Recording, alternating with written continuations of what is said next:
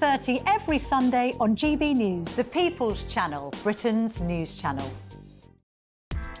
Join me, Nana Okoye, for an informative, interactive news programme with a difference. It's fun. No, he didn't say that, Dave. I'm so surprised. I think there's an element of truth to that. Join me from 3 p.m. every weekend, only on GB News, Britain's news channel. Hi, I'm Michelle Dewberry, and my show is your opportunity to cut through all the noise and dive in headfirst to some robust debates. Ideas clash. Situation, isn't it? No, because the failure is you're deliberately avoiding my point. Nothing's held back. And if you think this is the end of it, wait for more. And we do not shy away from the difficult stuff. Sometimes I want to shake people and say, if only you understood. So join me on Jubes & Co. weeknights at 6 p.m, only on GB News, Britain's news channel. Hello there, I'm Eamon Holmes. Thank you for joining us on GB News, Britain's news channel.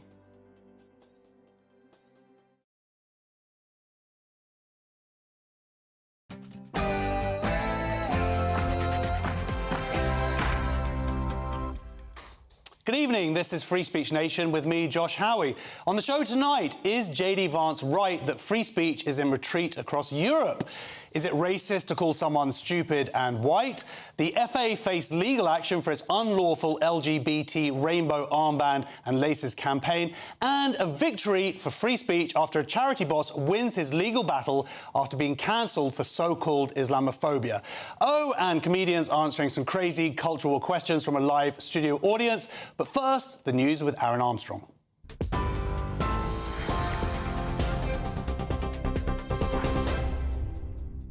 Very good evening to you. It's 7 o'clock. I'm Aaron Armstrong.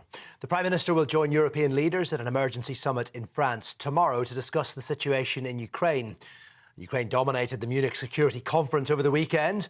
US officials have today confirmed neither Ukraine nor European leaders will be part of planned talks between Russia and the US to take place in Saudi Arabia this week.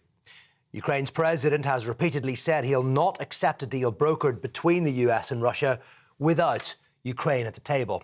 European governments fear a deal struck between the White House and the Kremlin could damage security on the continent. Meanwhile, there are reports the Prime Minister is preparing to overrule his Chancellor Rachel Reeves and raise British defence spending from 2.3 to 2.5% of GDP. The Prime Minister has said it's a once-in-a-generation moment for the UK, US and Europe to work together. A stabbing in Austria that killed a 14-year-old boy and wounded 5 other people yesterday was an Islamist attack. That's according to local police. Authorities say the 23-year-old suspect, who has not been named, is a Syrian national with legal residence in Austria, who has sworn allegiance to Islamic State and was radicalised online. He's been living in a centre for asylum seekers and was not known to authorities.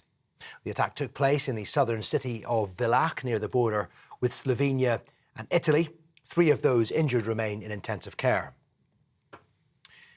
The FBI and the US Department of Justice have joined the investigation into the Southport killer Axel Rudakabana.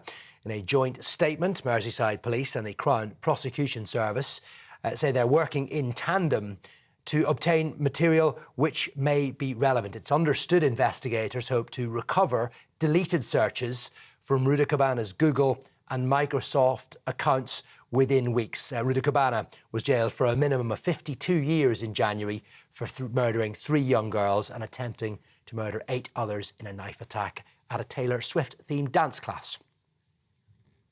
The landlady of a pub where a woman was fatally shot on Valentine's Day has described hearing 2 loud bangs which sounded like fireworks. Michelle Thomas, who runs the 3 Horseshoes pub in Knockholt, has described customers shouting and crying when they realised what was happening. A woman aged in her 40s died at the scene after a shooting in the car park of the pub. Police, who found a car and a gun on a bridge crossing the River Thames, believe the suspect may have entered the water. And awards are being handed out right now at the BAFTAs, the biggest night in British cinema. It's all taking place at the Royal Festival Hall on the South Bank.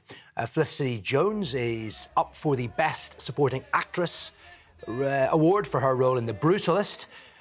Vanessa Kirby, a former BAFTA winner herself, is in attendance, as are Demi Moore, Ariana Grande and Pamela Anderson.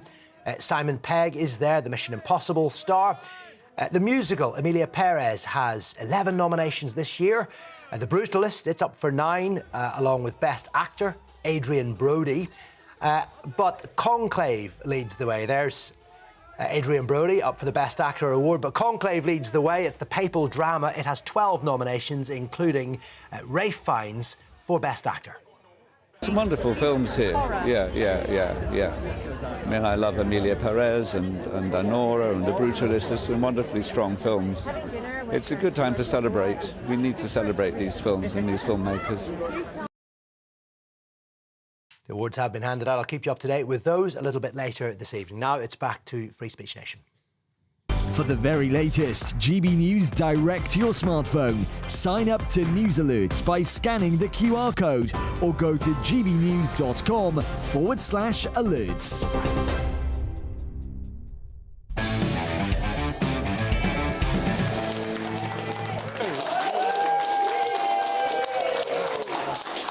Welcome to Free Speech Nation with me, Josh Howie. This is the show where we take a look across the spectrum of culture, current affairs and politics and try and reintroduce some common sense to them. Coming up on the show tonight, Baroness Fox will join us in the studio to discuss J.D. Vance's wake-up call to Europe as he exposes the erosion of free speech across the continent. Sam Kerr, the Chelsea star who called a police officer stupid and white, has been cleared of racial harassment. But is it racist? And should speech like that face legal action in the first place? And a victory for free speech as the charity boss who was cancelled for Islamophobia wins his legal battle. He joins us in the studio to tell us more. And, of course, myself and my fantastic panel will be answering questions from our wonderful studio audience. My comedian guests this evening are Aideen McQueen and Nick Dixon. Here they are. Aideen, first time on the show. You've been on Headliners a bunch of times. You've progressed, you've graduated. Is this it, ultimately? It doesn't get any further than this. The only other thing I can do now is to commit a hate crime and be on the news. That's my promotion. I wouldn't know anything about that. How you doing, Nick? You all right? I'm great. My train was delayed. So I'm angry. It's just London. Everything's broken. I was stabbed on the way. Suffered a couple of terrorist attacks, and I was misgendered once. So I'm quite worked up. Well, you're here. I'm here anyway. That's what counts. Brilliant. Well, thank you so much for coming here. Let's hear what our audience have. Let's get some questions. Our first question is from Melania. Hello, Melania. Good evening. Hello. What a name. Yes, it's my real name. Is complimenting a disabled person a microaggression? Yeah, it's complimenting a disabled person, microaggression. So an NHS trust has said that telling a disabled person they are inspiring is a microaggression, warning doctors against using stereotypes. The Gloucestershire Hospital's NHS Foundation Trust Inclusive Language Guide also advises avoiding traditional titles like Mr. and Mrs. and discourages phrases like the blind leading the blind, which is a shame because it's pretty apt for this document. Melania, what do you think about this? I think they should be grateful for any compliment. OK. Wow, that's a pretty strong take there. Now, are you talking about disabled people or just humans in general? Disabled. Wow, this is very... He gave you a get out and you didn't take it. Wow, you really... I'm just hearing in my ear, get away from her quickly. Melania, of course, you have braces. Yes. They're coming off tomorrow. You are dentally disabled. Yes. To be fair, men want any compliment. Men never have any compliments, right? So if I was called inspiring, as I often am, I would love it and do love it when it happens every day. But isn't that true? We never get any compliments. Yes. Well, I'm a gay icon, so I do get a lot of so I get a lot of compliments. What do you think about this? Is it a microaggression to say how inspiring somebody is? It is, but what's wrong with a few microaggressions here and there, you know? Like, it's annoying. It's annoying and it's patronising, but we deal with that all the time, and you have to suck it up, you know? I mean, how many times will somebody say to you, especially as a woman coming, you're so brave, you're so brave. I want to kill them, but it's not illegal yet.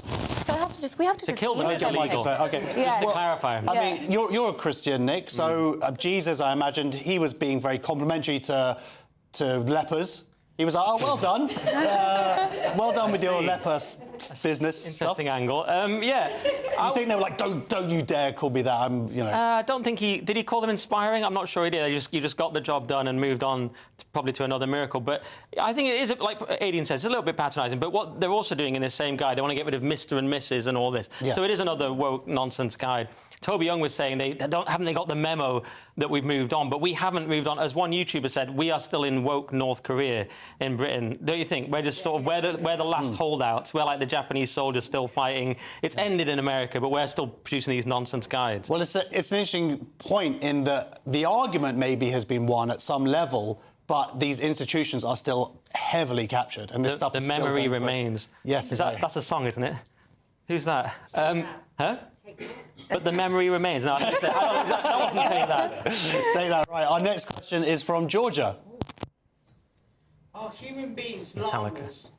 Are human beings llamas? Thank you. Yes, because I've always wondered myself. Yeah. So this is Labour's new health minister, Ashley Dalton, has faced backlash for claiming people can identify as llamas and insisting that same-sex only toilets should be banned. Dalton has also made controversial statements on gender, including saying that anyone with a willy can be a woman, and has sparked criticism from both within and outside her party for her views on gender identity. What do you think about this, Georgia? Do you think that, have you met a llama? Have they spoken to you before? I haven't really come across any queues of llamas in the ladies' toilets. But... You might have without knowing it, because they identified as llamas. No, I just think that these are really woolly concepts invented by the right llamas in government. The llamas in government. Yeah, I'm sure they can believe that they're all right llamas, actually. Nice. Yeah. We don't need jokes. No, someone's gunning. That's the best joke that'll happen on the whole show. When asked if people could identify as llamas, this Dalton person said yes, and they should be treated with dignity and respect. Quite hard to respect someone who thinks they're a llama. I hate to sound old-fashioned. Am I not? You guys looking at me blankly? Is that not right? Are you guys on board with this llama thing? It's a bit mental. Yeah. Well, it's more than the llama, Aidan. You've got a health minister, someone who is actually advocating to make us all healthier, yet pushing what I would say is obviously extreme mental health. I would say we should be alarmed by this. Hey! Alarmed. I was inspired. Yeah. I used to identify as a cat. I'm sure a lot of us did when we were small. We didn't have a pet, so I used to pretend to be a cat, and my sisters would stroke me. Now that I say it, it sounds very creepy. But there wasn't much to do in Ireland. There wasn't very little to do. You're right. Yeah, we didn't even have TV. So. It's a sign of mental illness, surely, if you identify as a llama. And this person should be cared with respect in an institution that would facilitate them. Yes, added respect. Perhaps not indulged by government ministers. No, definitely not. Yes. Our next question's from Chris. Hello. Hello. So, should the Progress Pride flag be allowed in church altars? Yes, so should the Progress Pride flag be allowed on church altars? A Sunderland minister in the North East has sparked controversy by draping its altar with a Progress Pride flag, violating Church of England canon law, which prohibits non-Christian emblems on altars. Critics, including religious leaders, argue that the flag distorts the purpose at the communion table and excludes those who reject transgender ideology, with some calling for its removal. What do you think about this, Chris? What do you think about this? I'm not sure what I think about this one. Easier if you said you didn't like it. Well, no, I'm not. I'm not sure. I can understand why they might want to be inclusive, but shouldn't churches be inviting to everyone automatically? Shouldn't it go without saying? Very interesting. Well, Nick, this is just one flag. Look, inclusiveness. I like inclusiveness. Yes. But why this one flag? Why not every single flag in the world? Right, because it's exclusive. There was a reverend, I forgot his name. He made a very good point. He said this is a violation of canon law for two reasons. First, this is not inclusive but exclusive. It excludes people who do not accept the false claims of transgender ideology. Second, it distorts and misrepresents the purpose of the communion table, which is inherently inclusive, and that it invites all to share in and receive the gifts of bread and wine, which remind us all that Jesus died for all. So the point is, it's not inclusive. It's the total... We've got a photo of it now. Yeah. And, of course, this is the new Pride flag, which includes circles and... Why is a church doing this? The answer actually is because we have this thing, we have the total state, as Owen McIntyre puts it, whereby every institution, public and private, has to fall in line with the prevailing ideology. And at the moment, that's wokeness. So even the church, which shouldn't be doing any of this stuff, falls in line with that ideology. The good news is, we've seen from Trump how quickly it can change. If it changes, you'll suddenly see MAGA hats and stuff in the church instead. It'll all change very, very quickly. Hulk Hogan will be in there. And but they're just following the prevailing ideology, which is still, for now, hanging around, which is wokeness. Well, it's interesting that you almost have two holy systems in play here. Yeah. You have the church and you have the LGBTQ plus ideology as well, and which one actually, they both take faith? Well, I suppose they are both things that may not exist. But I think it's nice. Why not have it at the odd time? The church is inclusive. And, you know, if you don't agree with it, just say a prayer. Patience and tolerance is the key. I mean, Jesus, he hung around with people that were not acceptable in his time, tax collectors. I suppose you could call them sex workers, you know, so... Do you really believe this, or are you just sort of playing the woke role to No, get... I do, so you can be on I wouldn't TV say if I was... In the woke role. If I was going to a church and was there every week and was there on the altar all the time, I wouldn't like it. But why not for Pride Week or every so often have it to show inclusivity? I do think so. All right, well, as a Catholic, I think so. As a Catholic, you want that in the church? It's insane. Yeah. We won't be able to hear you, but I'll repeat what you just say. Can I just make the point that the black line on that flag is an anti-Israel statement? Okay, I didn't... And Jesus might have an issue with that. So this is... Thank you, yes, the black line is an anti-Israel. I thought I knew quite a lot about this stuff, but I didn't know that that particular thing. All right, I'll have a little Google. That's one thing you've missed, Josh. That's one line you've missed. That's one line. OK, thank you very much.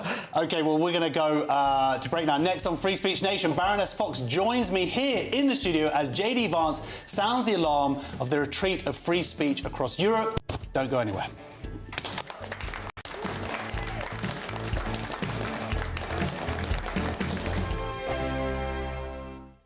Headliners on GB News 11 p.m. every night. It's got 3 top comedians going through the next day's newspapers so you don't have to read them, which is great. That's a good point. He's lying. I mean, maybe he's not lying. That's Headliners every night from 11 p.m. and 5 a.m. as well on GB News, Britain's news channel.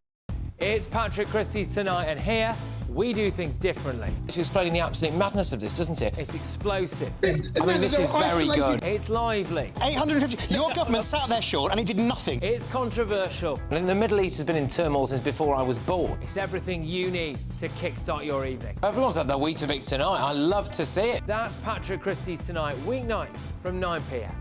Only on GB News, the People's Channel, Britain's news channel. Join me, Nana Okoye, for an informative, interactive news programme with a difference. It's fun. No, he didn't say that, Dave. I'm so surprised. I think there's an element of truth to that. Join me from 3 p.m. every weekend, only on GB News, Britain's news channel. Mornings don't have to be tiresome, especially if you have the right company. Wake up to news as it happens, opinion and debate, and of course, a little bit of entertainment too. Because when the kettle's on, we're on. That's Breakfast on GB News, a show worth waking up for. Every morning from 6 a.m. Only on the People's Channel, Britain's news channel. We'll spread the news, you spread the word. I'm Christopher Hope. From pop stars to politicians, I'll interview anybody in a pub who's got a political opinion. Join me every Friday on Spotify, Apple Podcasts, YouTube or gbnews.com, or wherever you get your podcasts. This is GB News, the People's Channel. Hi, I'm Michelle Dewberry, and my show is your opportunity to cut through all the noise and dive in headfirst to some robust debates. Ideas clash. Situation, isn't it? No, Because the failure is... You're deliberately avoiding my point. Nothing's held back. And if you think this is the end of it, wait for more. And we do not shy away from the difficult stuff. Sometimes I want to shake people and say, if only you understood. So join me on Jubes & Co. weeknights at 6 p.m. only on GB News, Britain's news channel. Join me, Camilla Tominey, for a frank and honest discussion with those in power that cuts through the spin and gets to the heart of the issues shaping our nation. You haven't confirmed that you want to stand as leader, but you haven't ruled it out either. This report basically says that he's not fit to stand trial. Is he indecisive? Incompetent? I deliver the dose of reality Westminster needs. That's the Camilla Tominey Show at 9:30 every Sunday on GB News, the People's Channel, Britain's news channel.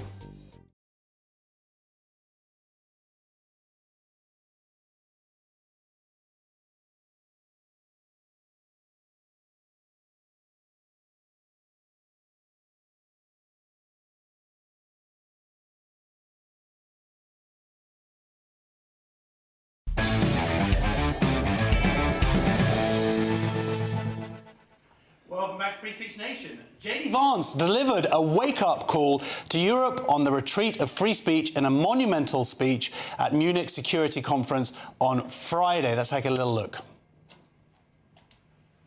And what I worry about is the threat from within, the retreat of Europe from some of its most fundamental values, values shared with the United States of America. In Britain and across Europe, free speech, I fear, is in retreat. Well, Conservative leader Kemi Badenoch has echoed the US Vice President's concerns as she urges Britons to fight for free speech, which she says challenges dangerous orthodoxies and sparks change. Meanwhile, the UK's Online Safety Act has sparked civil liberty concerns, with nearly 300 charged for spreading fake news or sending threatening communications. To discuss this, I am now joined by Director of Academy of Ideas, Baroness Fox. Welcome, Baroness Fox. Or, as I am privileged to call you, Claire. Yes. You and everybody else. It's OK. the Baroness that's important. Oh, well, I don't feel so important anymore. So what did you make of that speech? It was pretty monumental, right? It was probably the most important political speech of my lifetime. I think it will be studied in history books. It was stupendously the right message. And I think his absolute emphasis that we concentrate on defending the West from things, but actually we've forgotten what Europe is for, it seems to me to be so crucial. And the things that he emphasised were values of liberty and democracy. And one thing I'm sure that people who are watching GB News will really appreciate was that emphasis on the idea that the demos, the public, are not stupid. In fact, they're smart. And it's the wisdom of ordinary people that politicians are increasingly frightened of. And that's so key when we have any discussion on free speech, because it's always politicians trying to protect us from somebody else's speech. And they don't trust us at all. I did enjoy, by the way, the fact that he gave that speech to an audience who clapped him before he spoke and then sat in stony silence. They absolutely hated it. It was kind of, you know, EU commissars type. Yeah. And of course, there's been a backlash by the very same people who don't understand what he was getting at. But I hope that that speech was a clarion call beyond the immediate audience and was heard by millions of people around the world, and certainly will stir things up in this country. Yeah, it's interesting to see the response of so many people on the traditional left who were sort of doing their usual, it's all dog whistle and it's all right-wing. Of course, he traditionally came from the left himself. Donald Trump used to be a Democrat. And that's the point, isn't it? That the left, or the far left, has moved so far in one direction. And, of course, free speech is traditionally a left-wing value. It's something that left-wingers fought for. That's my tradition. And the truth of the matter is it's a kind of new form of identitarian left that I am most objecting to. I mean, I still consider myself to be on the left. But the thing about JD Vance is he's a kind of Ohio working-class lad who's made good, and he was able to cut through a lot of the nonsense that's spoken by these technocrats who have really tried to suppress our thoughts. But, you know, you gave the example, or thoughts, our speech, you gave the example of Kemi Badenoch has said that we have to actually actively fight for free speech. And that's a fair point, you know, good on her for saying it. And she calls it a precious value, precious liberty. The problem is that since that speech, we've now heard that nearly 300 people have been prosecuted under the Online Safety Bill and the Act, as it is now, something which I spent hours and hours and hours of my life fighting against in the House of Lords.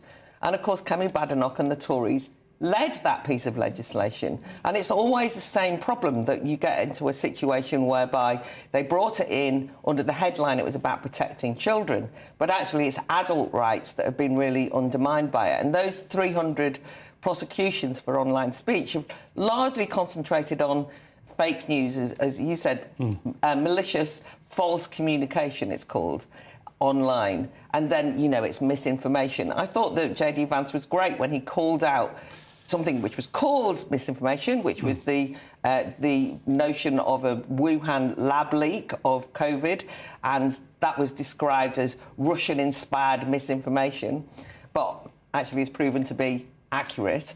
And in a whole range of ways, you know that when they say that they're going to prosecute you for fake news or false communication. They are acting as a ministry of truth, and they are the ones deciding. When I say they, the establishment are the ones deciding what is false and what's not. I mean, I think, by the way, that if you say that women can be men or men can be women, that's false information. But we're told that we have to go along with it. We're told that you have to say, oh, yes, isn't Dr Upton in the 5 NHS case? Look at Dr Upton, Beth. Isn't she lovely?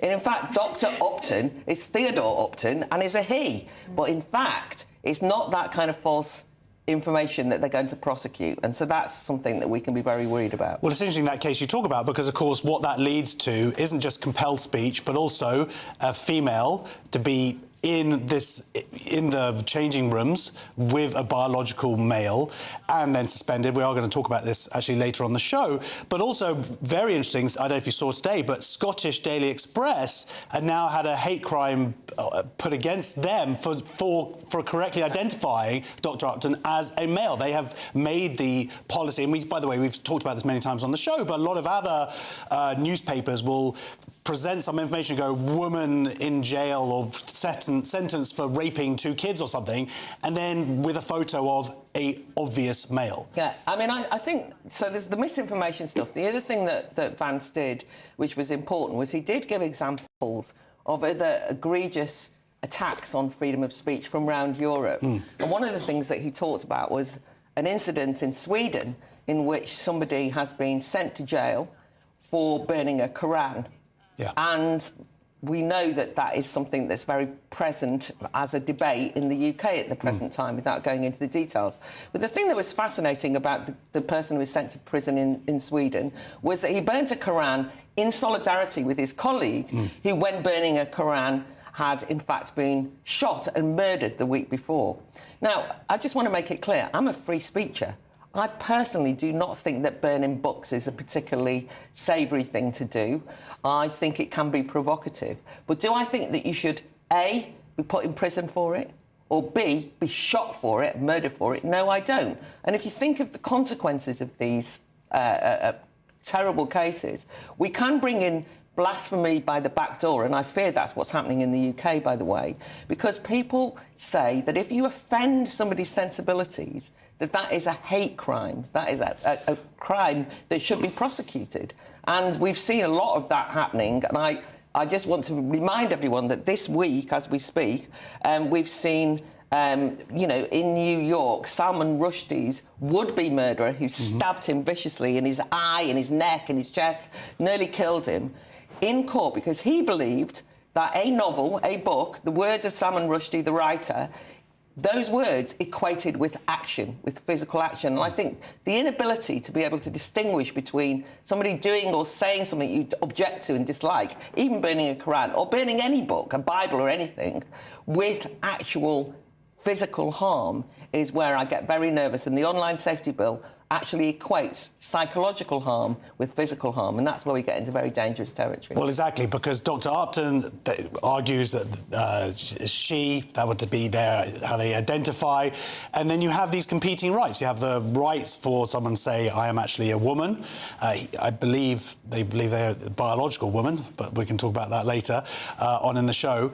But you've also got the right, of course, of Muslims who will, you know, they can be, of course, to be offended. This is their holy book. It's understandable. But there's always going to be these competing rights here. We have the right in this country, we don't, to blaspheme. Yeah, absolutely. And on the competing rights, I know it's been quite controversial that Vance used the example of the person praying silently outside an abortion clinic as his example of an attack on free speech in this country, and that's controversial in and of itself. And it's controversial because in some ways there has a competing rights part to it, which is that obviously women who want to access reproductive care, want to have an abortion, do not need to be going past a load of people shouting and screaming at them. Or even people standing there. Well, this is the point. Yeah. I disagree. I agree with Vance on this, but the reason I'm saying it is because these things are tricky and we have to be grown up about it. I mean, when the bill was passed into law that introduced these buffer zones around abortion clinics, I at the time argued that even though I'm pro-abortion, pro-women's rights, don't like the kind of people who hang out outside abortion clinics. I think probably the guy who was silently praying was an activist who was kind of trying to be provocative. On the other hand, as a point of principle, I defend the right to stand outside anywhere and pray silently or do something which I think is a bit dodgy, or to say things, right? If you actually turn that into physical harassment, then yes, that's a different crime. But it's the speech crime element. And to go back to Vance's speech, because I don't want to just get stuck on the speech part, what he was really calling for was that we rediscovered the heart of what it is that makes us a free society. I'm very aware that this is in the context of Ukraine being thrown under the bus, arguably, by the Trump administration, with Vance leading the way. Now, one of the reasons why I despise and hate Russia so much is it's an authoritarian regime that marches into somebody else's country and locks its own people up for what they say, what they read, and so on and so forth. And in order to defend and make a good case for why Ukrainian sovereignty, but a free society and a free West is so essential, we must look to ourselves. And in that sense, I think we have been complacent about the erosion of rights and liberties in this country. Because on all sides, left and right, when somebody has been done over for a speech crime and you hate their politics, you kind of look the other way. You get a bit snotty. Oh, well, you know, I don't mind them. It's my mates I don't want to be persecuted. I think we have to be consistent throughout. So, very quickly, though, and I agree with exactly everything that you've said, do you think that this has been a wake-up call, this speech, this J.D. Vance speech? Do you think that there will be people in our government who will listen? So, in the government... I'm being optimistic here. There is a little bit of a Trump vibe thing. I mean, you know, some of those executive orders... I mean, when he did the executive order on women's sports, I mean, I actually stood up and cheered. I mean, you know, you kind of... And I think, oh, my God, Donald Trump, I can't stand Donald Trump. What am I doing? But I don't care as long as it's the right thing. So there's a little bit of a Trump vibe. I think that it will cause some discomfort amongst the political establishment that he said the quiet bit out loud and that he said it in front of a global audience. So in that sense, I genuinely mean this, it will give succour to those of us who are fighting for free speech. It should give succour to Free Speech Nation, you, people participating, everybody who's watching tonight, that actually we're not all going mad, that there is a sense in which this is a much bigger fight than the kind of each and every struggle that we face. But will the political leaders listen? No, I'm afraid we're going to need a fight on that one. All right, well, let's keep the fight going. Thank you very much to the Director of Academy of Ideas, Baroness Fox, maybe one of the best fighters in the business. So we are going to have a little break now, but next on Free Speech Nation, should the FA face a legal threat over their Pride Rainbow Armband and Laces campaign? Don't go anywhere.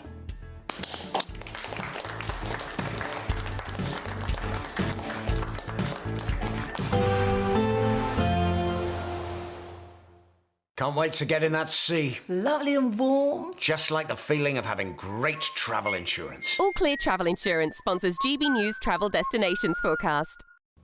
Hello there. We've got rain for Madeira over the next 24 hours, some stronger winds too, but much of the central Med will be dry with some sunny spells. We can see for Monday outbreaks of rain, strong winds, 17 Celsius in Madeira. The Canary Islands generally dry, and much of western and central parts of the Mediterranean seeing some spells of sunshine. Unsettled further east towards Greece and across to Cyprus, thunderstorms, outbreaks of showery rain. The outlook though is for plenty of sunny spells, temperatures in the high teens to low 20s.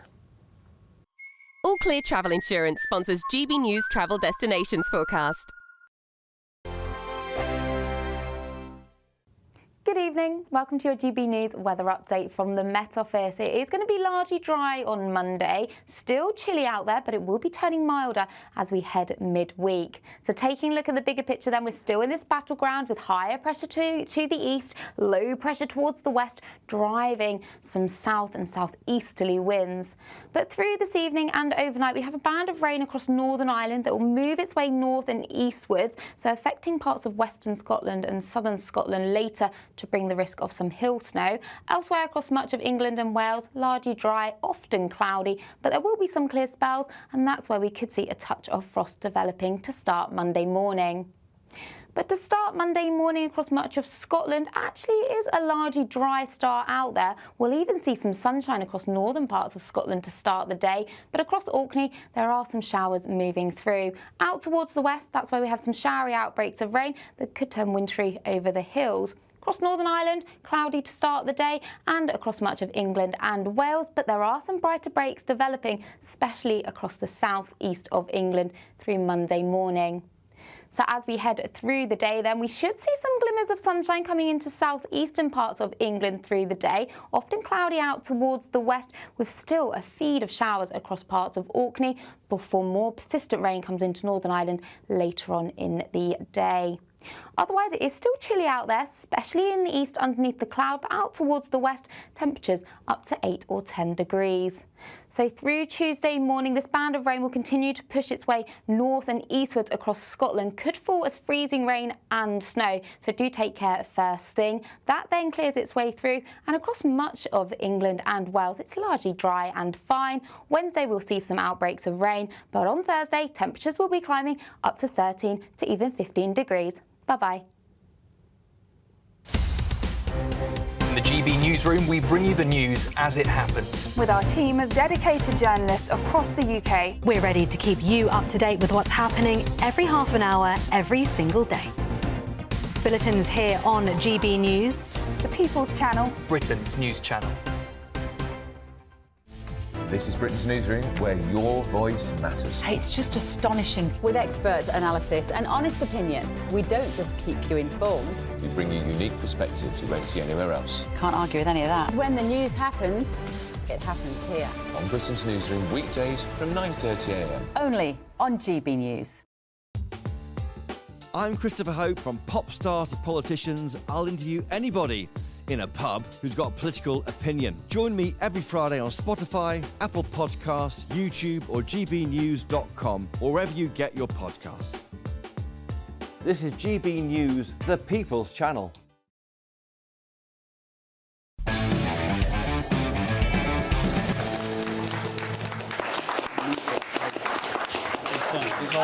The Football Association is facing legal action over its Rainbow Laces campaign, which promotes LGBTQ+ rights. Human rights lawyer Paul Conraith sent a letter threatening to sue, arguing the campaign violates FA rules on political neutrality and clothing.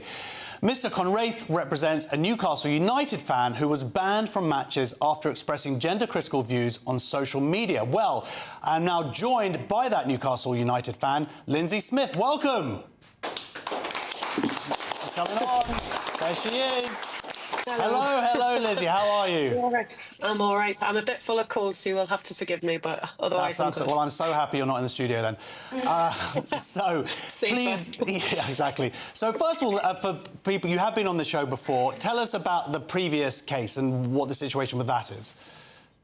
Well, basically, 2023, I think it was like beginning of October, end of October, beginning of November, I got an email saying that my membership had been suspended because I was under investigation for a hate crime. This came from the football club, at which point I was incredibly befuddled, really, and I thought, it's quite serious. So I would have thought I would have at least known before a football club found out about such a serious allegation, I suppose. A week of me going backwards and forwards with the police and the club, and then eventually I did get a visit from the police, and I was pulled in for an interview under caution for a hate crime where I was questioned over tweets that I posted, things like trans women are men. I was asked why I had the LGB and not the TQ, and things like that, saying things about men and women's sports, you know, obviously how I just point blank don't agree with it, you know. I'm all for them playing their sports, but create your own sporting category, you know. Stop riding on the coattails of women, I suppose. But yeah, and it's kind of gone on from there. They've dug their heels in about it. It's been well over a year now that we've been fighting it with them, but hopefully we're going to get somewhere in the next few months and get this thing into court and try and get this thing resolved. Well, that's it. It's the process that's the torture, isn't it? Rather than necessarily the verdict. They just keep you hanging, it keeps going. It's a blockage to just being able to live your life, and certainly your life as a football fan. Yeah, I mean, I think the biggest thing is, had I not been so fortunate as to find myself with the likes of Harry Miller helping me, Toby Young, Graham Linehan, all these people, like, I'm aware how many people probably go through this every day and don't find themselves surrounded by such big voices to you know, give you know, an audience to all of this, I suppose. So I am really lucky in that sense. I think if I hadn't found myself with them, I'd be in this situation still, but I would be very much lost and unaware of what I'd be able to do about it, really. So it seems like a lot of other sporting boards, they've kind of woken up to the fact that men and women, believe it or not, are different and biologically different, and males have physical advantages. The FA seems to be really behind on all of this. Yeah, it's quite a surprise as well. I mean, you don't see it at the professional level as well, like the top tier professional level. You know, it's funny. It seems to only be in the grassroots area where, you know, we're seeing women being pushed out of the game in replacement of a man who declares his gender identity as being a woman. You know, you've got women goalkeepers that are being kicked out of their position because there's a bloke who's 6 foot tall has decided his name's Brenda, and that he, you know, and because he can reach that top corner that little bit better, you've got women being pushed out and losing their places, and you know, for something that will be their passion. I mean, I play football once a week with my friends, you know, and I don't know what I'd do if suddenly I was just kicked out of there and told I wasn't allowed to do it anymore. Yeah, well, let's have a little example. I don't know if you saw this thing, Charlton Athletic. Did you see this new campaign? And it's about, is it inclusion or is it indoctrination? Let's have a little look at this clip. Fantastic that Charlton is dedicating a whole week to its football versus homophobia activities. As someone who identifies as queer, I form part of the LGBTQIA+ community. Everyone has the right to feel comfortable as themselves, and it means so much to us to be invited to Saturday's game against Bolton. Whether you're a football fan or not, it should be a way to unite people. Football for everyone. Well, football for everyone, except for people who think that men and women are biologically different, right? Well, that's the biggest thing about it, really. It's kind of been overtaken. The LGB side of things has been forgotten. I mean, I think I commented on this yesterday, and I noticed in the background it had football versus homophobia, but yet they've chosen two of the most extreme ends of the Q end of the acronym to actually represent homophobia instead of, you know, where are the regular lesbian, gay and bisexual people who, you know, don't play dress up every single day and things like that. You know, we just walk around and do what we're doing. But, you know, that I suppose that doesn't get as many eyes on it. Like, it did annoy me, if I'm honest, because it's not representative of gay people at all. It's queer theory, and queer theory is something I wholeheartely reject, to be honest with you. Yeah, the Q and the plus, they're open-ended categories, and we don't really know what they're about. You know, we saw two teenage girls who've been banned from the sport for a number of games because they have called out biological men on the opposing team. That's not very inclusive or for women's football, or doesn't promote it, does it? No, I mean, again, these are young girls who I think in the case as well, there's autism involved in it, you know. So, and you're taught as a young woman, you know, to speak up when you don't feel comfortable, when you feel like something's wrong. But it seems to be, apart from this, you know, like, it's common sense. This is a bearded man playing on a women's team, and all this girl did was, you know, ask if you were a man. And now she's been banned for like 6 games or something, which, you know, it's another thing I'm really pleased the Free Speech Union have their hands on, you know, because they're in the process of appealing it for that young girl. Yeah. I was lucky enough to meet her a couple of weeks ago when I was at an event with the Free Speech Union, and she's really brave, to be fair. So yeah. And what about this campaign that's going on right now about the laces and the armband then? So is this a form of sort of compelled speech?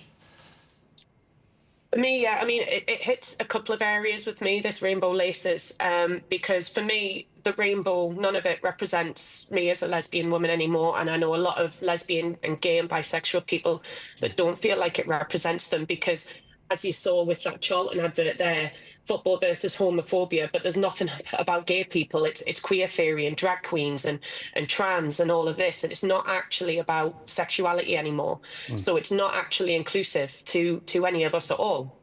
And if you have the audacity to speak out, you know, I do feel like as gay people, we're expected to just bounce along with it because we're part of the acronym. Like, I get called a traitor all the time because I will not accept it, and if they want to call me a traitor, that's fine, you know. I've been called worse things, if I'm honest. But it's the other area it hits on with me is is the way that they just force this on everybody. Like, as well as being a lesbian woman, I am also a woman of faith. I am a Christian woman. And I'm aware that even though I am a Christian, there will be Christians within my faith that don't agree with the homosexual side of things, and that's their right, you know. If that's the way their faith leads them, that's the way their faith leads them. But nobody should be forced to support this. And the problem for me is, like, players and fans and staff, you have to wear this. There's such a spotlight put on it that if you have the audacity to stand up and say no, or as Mark Gahey did when he simply wrote "Jesus loves you," and I've spoken on this before, Jesus does love you. It doesn't matter whether you love Jesus or not. Jesus loves you. That is a perfectly valid comment as a Christian. What he is saying there, he is letting everybody know about his love, and yet he's threatened with sanctions. He has the media all over him, and he's targeted by activists, and that for me is just wrong. Because in the FA's rules, you're not allowed to show political or religious leaning or anything like that. But in the next breath, they're going to make people support this ideological it's been taken over by political activists as well. And yet we're all just supposed to accept that and go along with it. Well, I would say it's the hypocrisy. It is the hypocrisy, but I wouldn't say they're political activists as much as they have their ideological activists. It's just a different ideology that they're pushing. And also, I'd like to say there's also, I believe I saw something today about a trainee referee, Dr. David Cartland, who has been banned because they found some old tweets where he talked about the biological difference between men and women. Anyway, thank you so much for joining us, and congratulations and keeping on the good fight there. That's Newcastle United fan Lindsay Smith. Amazing. Listen to that studio audience. So, FA spokesman said, or spokesperson or spokeswoman, we don't know. We believe that football should be for all, and we have supported the Rainbow Laces campaign for over 10 years together with our partners and the leagues across English football. We have helped to promote this inclusive and voluntary campaign to provide allyship with the LGBTQ+ community across all levels of our game. We do not consider the campaign to breach any of our rules. Well, we'll see, obviously, won't we? Next on Free Speech Nation, victory for free speech as the charity boss who cancelled for Islamophobia wins his legal battle. He joins us in the studio. You do not want to miss this. See you in a second.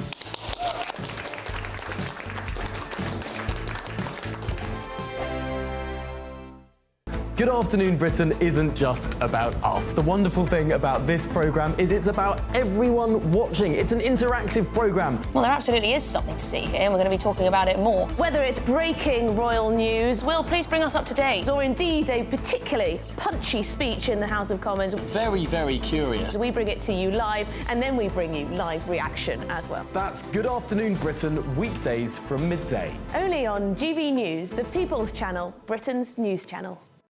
Every Sunday from 11, join Michael Portillo. There will be topical discussion, looking at the week before and the week to come. So kick back and relax at 11 a.m. on Sundays on GB News with me, Michael Portillo. GB News, the People's Channel, Britain's news channel. GB News Breakfast, every day from 6 a.m. Coldplay? Coldplay. It was Steve Martin, yeah. Yeah. Mm-hmm. They did a gig. Chris Martin. Chris Martin. Have they apologised for being British? Yeah, they were did, on yes. Patrick Christie's programme, I think, last night, weren't they? Yeah, he was saying... The clip was, they said they were playing in India somewhere, and they said, you know, thank you very much for a wonderful reception. We almost didn't expect it, and they sort of apologised for being British. Mm-hmm. Thanks for welcoming us despite being British. Yeah, that's right. No. I mean, that's a disgrace. Yes, it is. I mean, that's absolutely terrible. Why can't we be proud to be British? It's becoming the norm to feel that you have to apologise all the time for being British, and I think that's wrong. I think Bono did it about 20, 30 years ago when he was touring with U2, didn't he? Well, stop it. Let's be proud. He sang a song. We've got a lot to be proud of in this country, and it's wrong to make it, and especially if and it probably is filtering down to our children. Yeah. This feeling that you've got to apologise for being British, for heaven's sake. Well, it's back to that old image, isn't it, of an England flag being viewed, someone flying an England flag, and you sort of tut and raise your eyebrows at it, which is just so wrong. You don't get that with any other flag, do you? That we're just meant to be embarrassed by it all. Yeah, we've got to stop that. We really have. Yeah, look, being British. want to be anything else. Thanks very much No, indeed. I like being British. GB News, the People's Channel. It's Patrick Christie's Tonight, and here we do things differently. It's explaining the absolute madness of this, doesn't it? It's explosive. I mean, this is very good. It's lively. 850. Your government sat there, Sean, and it did nothing. It's controversial. And the Middle East has been in turmoil since before I was born. It's everything you need to kickstart your evening. Everyone's had their Weetabix tonight. I love to see it. That's Patrick Christie's Tonight, weeknights from 9 p.m. Only on GB News, the People's Channel, Britain's news channel.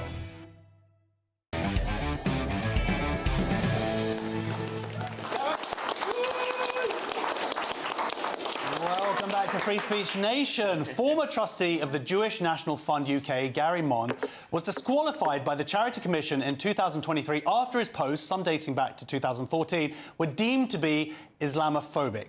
However, an appeal court has quashed the ruling, stating his right to free speech must be upheld. The case is seen as a significant win for free speech, with the tribunal arguing Mond's social media activity didn't disqualify him as a charity trustee. The Charities Commission actions have sparked concerns over political influence in charity governance. I am now joined by the man himself, Gary Mond. Gary, welcome. First of all, congratulations for winning. I should point out straight away, it cost you £60,000 of your own money to vindicate yourself. That's absolutely right. I'm hoping to look this coming week as to whether I can reclaim some or all of it. I'm not certain I will be able to. Wow. So take us back to the beginning. When were you told about this case? What context? In July 2023, I received a letter from the Charity Commission where they proposed they were going to disqualify me from being a charity trustee for 3 years. They gave 5 examples of social media posts. 2 of them were likes from an American anti-Islamist activist called Pamela Geller. The posts themselves weren't particularly controversial, but Pamela Geller had been disqualified from coming to the UK in 2013 by Theresa May when she was Home Secretary. So it's not even the content of the posts, it's just the association of the person. Exactly right, exactly right. Then there was an Angela Rayner-related post, which was in 2021, when Sir David Amess was murdered, and I wrote that Angela Rayner still has not apologised yet for calling Tories scum, and it's comments like that that can ultimately lead to events like the murder of Sir David Amess. To be fair to Angela Rayner, she did actually later apologise, but as far as the Charity Commission were concerned, it was grounds for banning me. And then there were 2 other posts from 2014 and 2016, one of which related to the Bataclan massacre, where 150 innocent people were murdered by 3 Islamic terrorists, and I called them evil bastards, and also said that this led to us being at war effectively with Islam. And then the last one goes back to 2014, when we had a Labour MP who resigned from the Labour Party over the attacks, the bombing of Islamic State. And I said this is sectarian behaviour, and if we ever have a situation where the majority of members of Parliament, who might be Muslim members of Parliament, vote for sectarian reasons and not for what's in the best interest of the country, the Britain we know will have gone forever. Well, we're seeing sectarian voting actually... Yes, it was very prescient of me. 10 years later, we had the Corbyn... There are some things that you've said there that people agree with. There are some things that people aren't going to agree with. That's right. But the point is, how does that impact upon you working for a charity? It has got no bearing whatsoever to the charity. The charity in question was a pro-Israel charity. There were other organisations to which I was a trustee. Nothing has anything whatsoever to do with what I post in my own time, which is irrelevant to charities. I didn't steal money from a charity. I didn't mismanage a charity. Quite simply, I posted for my own interests, in my own views, nothing to do with the charity. And that is a key factor that was actually part of the reason why the attempt to disqualify me was quashed. Yeah, because we are supposedly living in a free country where you can have opinions. There's an argument, of course, that what you said, you know, that some people would say, oh, that's Islamophobic, but a lot of people, myself included, contend very much the concept or even the word Islamophobia. You can be critical of an ideology, and, of course, that's not to say that anti-Muslim bigotry isn't real and isn't a concern. There is a huge difference between anti-Muslim hatred and this made-up word Islamophobia. Anti-Muslim hatred is hatred of Muslims as people. I certainly do not hate Muslims as individuals. I employ Muslims. I work with Muslims.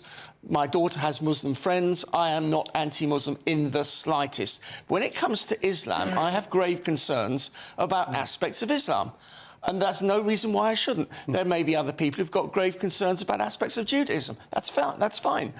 But what we must not have is a situation where we are barred from criticising tenets of other religions. Yeah, absolutely. So this has been seen as very sort of a critical finding, right? That the fact that the fact it went into the Charity Commission found this in the first place, but the fact it's been now pushed back against it and they've been found to have been wrong, is that, do you think, a hopeful moment for free speech in this country?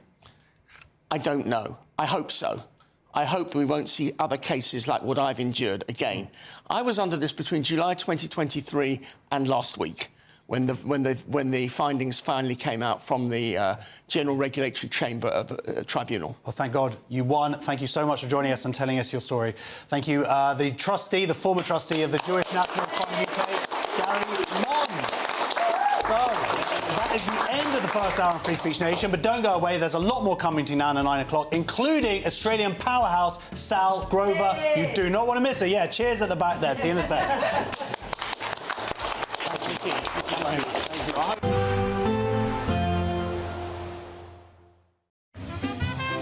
Heavy showers first thing will be followed by a warm, cosy day. Boxed boilers, sponsors of weather on GB News.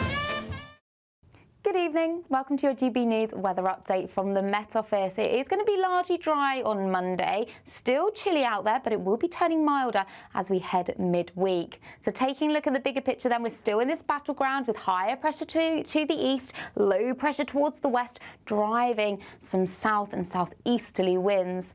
But through this evening and overnight, we have a band of rain across Northern Ireland that will move its way north and eastwards, so affecting parts of western Scotland and southern Scotland later to bring the risk of some hill snow. Elsewhere across much of England and Wales, largely dry, often cloudy, but there will be some clear spells, and that's where we could see a touch of frost developing to start Monday morning.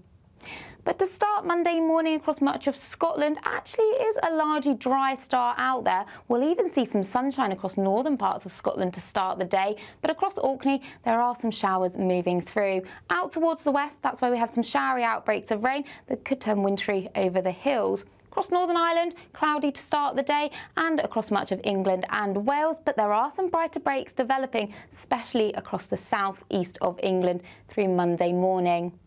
So as we head through the day then, we should see some glimmers of sunshine coming into southeastern parts of England through the day, often cloudy out towards the west, with still a feed of showers across parts of Orkney before more persistent rain comes into Northern Ireland later on in the day. Otherwise, it is still chilly out there, especially in the east underneath the cloud, but out towards the west, temperatures up to 8 or 10 degrees. So through Tuesday morning, this band of rain will continue to push its way north and eastwards across Scotland, could fall as freezing rain and snow, so do take care first thing. That then clears its way through, and across much of England and Wales, it's largely dry and fine. Wednesday, we'll see some outbreaks of rain, but on Thursday, temperatures will be climbing up to 13 to even 15 degrees. Bye-bye. Expect a warm front, moving from the kitchen right through to the rest of the house. Boxed boilers, sponsors of weather on GB News.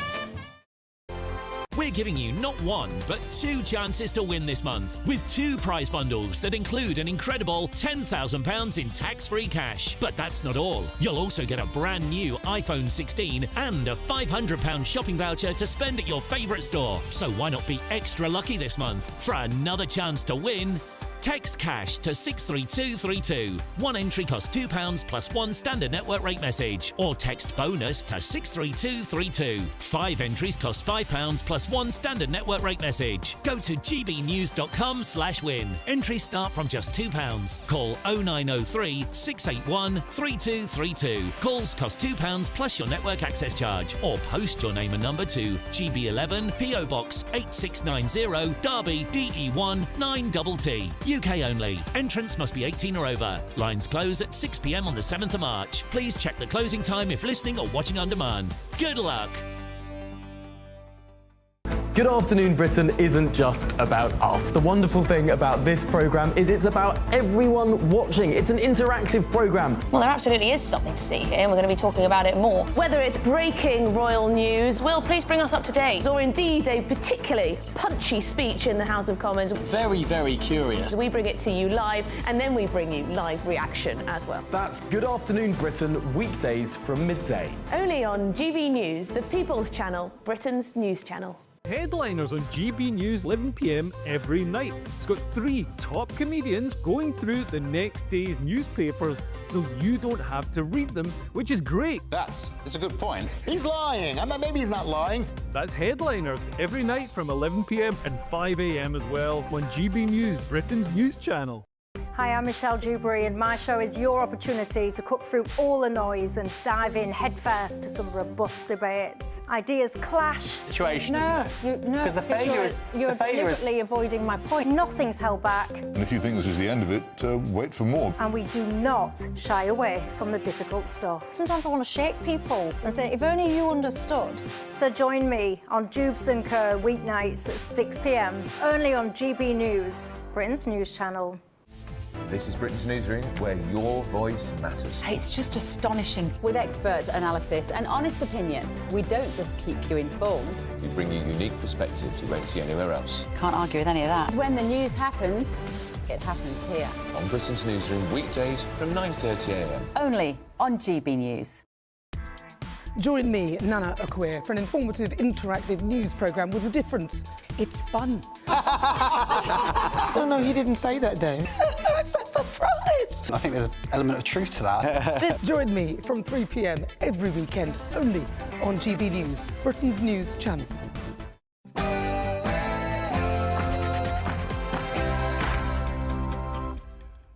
This is Free Speech Nation with me, Josh Howie. Still to come on the show tonight, is it racist to call someone stupid and white? A school assistant has been vindicated following her job loss after expressing concerns about sexual education lessons at her child's primary school. The CEO of a female-only app who refused to address a trans woman as Miss joins us to talk about her long ordeal in the Australian courts. And we'll be showing you the latest social sensations going viral this week. Oh, and comedians answering some crazy culture war questions from a live studio audience. But first, the news with Aaron Armstrong.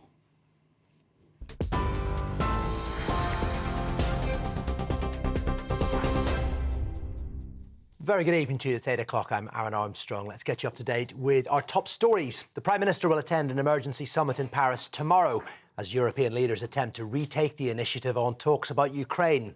The meeting will be hosted by the French President Emmanuel Macron, who's determined the UK be closely involved in all future discussions about Ukraine. And it comes amid growing concern over US efforts to agree a deal with Russia to end the war, which European governments fear will damage security on the continent.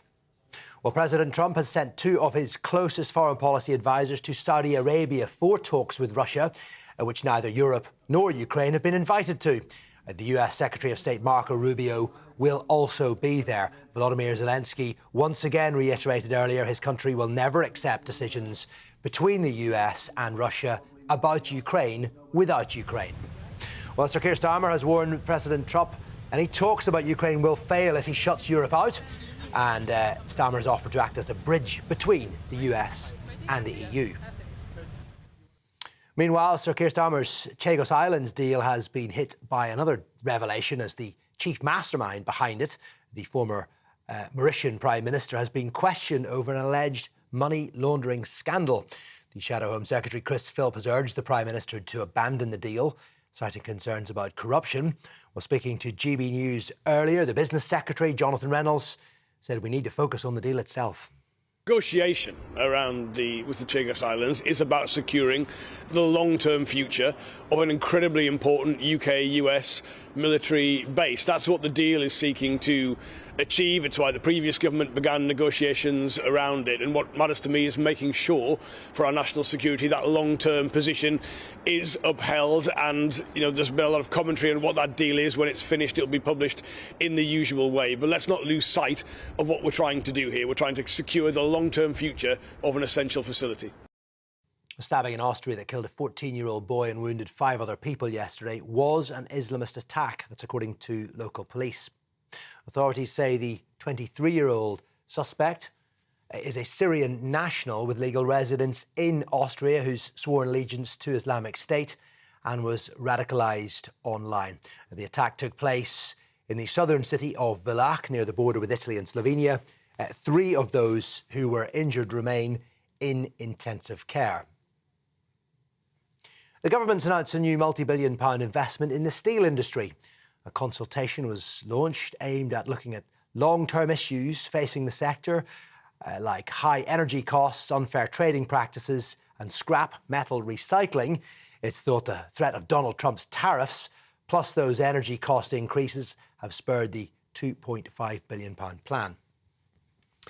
And the awards are almost finished being handed out at the BAFTAs, which are taking place on the South Bank in London at the Royal Festival Hall right now.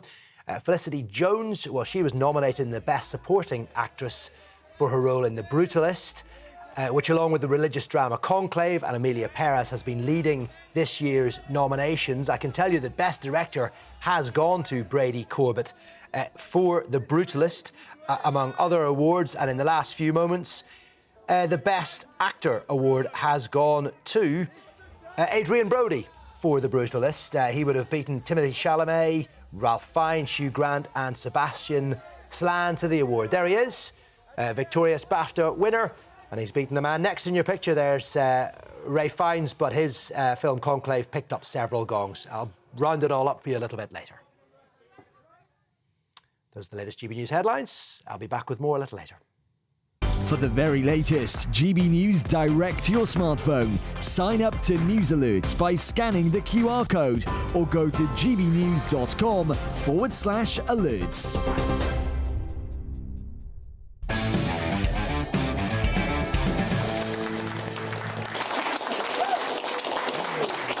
Welcome back to Free Speech Nation. I'm joined again by my comedian guests this evening, Aideen McQueen and Nick Dixon. So we're going to get some more questions from our audience. Our first question's from Brian. Bryn. Bryn. Are you identified as Brian? Wow. Okie dokie. How appropriate for this show. Should the media take part in immersive role play? Should the media call a spade a spade? Yes, yeah. Should the media call a spade a spade? Yeah. The Scottish Daily Express has been reported to the Police Scotland, I think it is, for targeted harassment of Dr. Beth Upton after the newspaper referred to the transgender medic as a man. The controversy stems from a legal case involving NHS Fife and Dr. Upton, where a nurse, Sandy Peggy, is suing after her objection to Dr. Upton's presence in female changing rooms led to her suspension. Have you been following this case, Brian? How do I report that? Sorry, but I've been following it very closely. I actually went to the tribunal.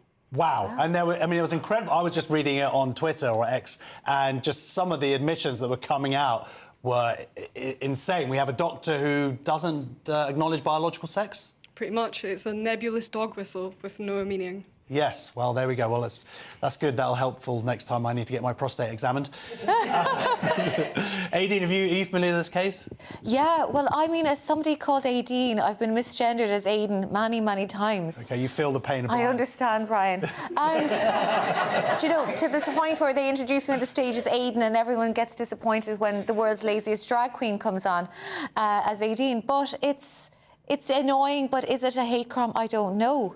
I mean... It's rude. It's rude, I suppose, to not call you what you want to be called. Yeah, but the case stems, Nick, from not calling what someone wants to call, but actually from being forced to go into a changing room with a male-body person. Now, it should be said, Dr. Upton has not had the gender recognition change, has not got the certificate, is still a biological male. Well, it claims to be a biological female by some very strange reasoning. Yeah. Yes, and this Upton person, I'm not even going to risk saying what they are, said, I'm biologically female, and said sex had no defined or agreed meaning in science. Yeah. I mean, I needed to sign up to GCSE, but I'm pretty sure it does. But, One day you'll be with a woman and you'll know. okay, Yes. thank you. That's shots fired. Wow. This is... I've been here 3.5 years. Mercedes last show, shouldn't yeah, I think papers... But this is all about papers using the wrong, in inverted commas, pronoun or whatever, or term. But papers should never have accepted all this stuff, in my humble opinion. Not relating to this case in case I get sued, but in general, the Daily Mail, allegedly right-wing paper, has been falling for the pronoun stuff since the start, right? They immediately capitulated. Okay, we're changing all language. Okay. What I find is they're taking away, say, my language. I always identify as Miss, and I'm sure you'll notice this when you go down to scroll down in a lot of places. You can't use Miss anymore. You're forced to use Ms. And so it has to work in every way if we're going to cater for everybody. You know, I mean, cater to people as best you can, but if you can't do it, don't sue them. Well, it's because the nurse, she has basically she got suspended. I believe that's the case. So she lost her job. The nurse, her senior nurse, it seems like there's a lot of shenanigans. I have to be careful legally for legal reasons here. But NHS Fife have not necessarily represented themselves to the best of ability. I believe there were some lost documents. And this is, and I believe that the senior or the head nurse also seemed to struggle in terms of differentiating between men and women beyond the fact that women can get pregnant. And that was the only biological difference that she could identify. And again, you're going, this is a health official here, someone we go to heal us, and they seemingly don't understand basic biology. That's somewhat terrifying. But fair dues in terms of bringing this to court and fighting the good fight. It's crazy that it always gets to this point. Our next question is from Jonathan. Hello. Should we get to choose our own mugshots? Yes. Should we choose our own mugshots? No, don't sit down. I want to get into this. So this is a woman convicted of terrorism offences had a second custody image released by police after her defence argued the initial photo showing her face caused her distress. Now this is Fashida. You see the photos there. Jami from Stratford-upon-Avon was found guilty of attempting to join an ISIS affiliate in Afghanistan, having planned to martyr herself and prepared for the journey with her children. So, yes, what do you think about this, Jonathan? Well, how can you have a mugshot when the face is covered? That's the first thing. You see the eyes. Oh, yeah. And also, just smacks of just kowtowing to the same minority group. You know, anybody else would not be allowed to have their face covered, so...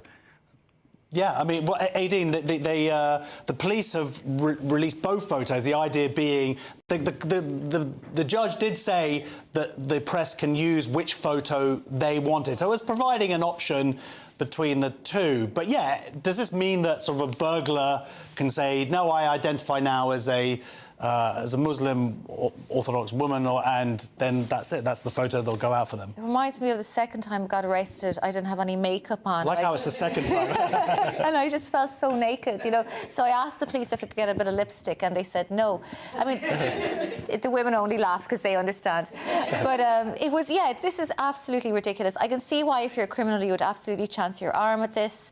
You know, it's just like an episode of Porridge. You know, it's ridiculous. Well, this is it, Nick.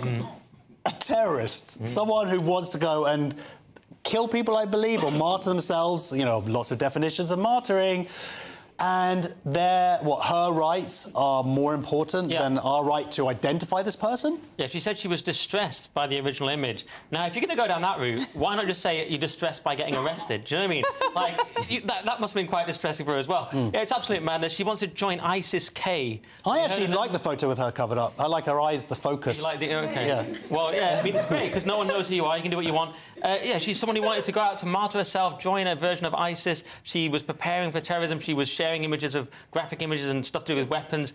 It's madness. But this is the country we have now, Josh. You've noticed. We do endless stories now, which are always about the victim. You know, the criminal is the victim. They can't eat chicken nuggets. You know, stuff like that. That's a real case. Yeah, a paedophile. We have to be careful. In case it causes his kids undue harm, we can't send them back. Yeah, so this is the world we have now. This is Starmer's This is Starmer's world. We did a... what was that term the other day? Someone said the term lawyers for immigrants or something. I was like, that should be the new name of the Labour Party. Right? Anyway, that's my... I would just like to point out, in fairness, that this has been going on longer than Starmer. Oh, yeah, if you want to get... Don't worry, I'm absolutely destroy the Tories as well. That's not going to trouble me. Both parties need to go. Is that strong enough? I would destroy both parties. That's pretty strong there. Our next question is from Melvin. Good evening. Is it racist to call somebody stupid and white? Yes, is it racist to call someone stupid and white? Now, Melvin, you're stupid and white. Now, what do you think about this? I mean, is it racist?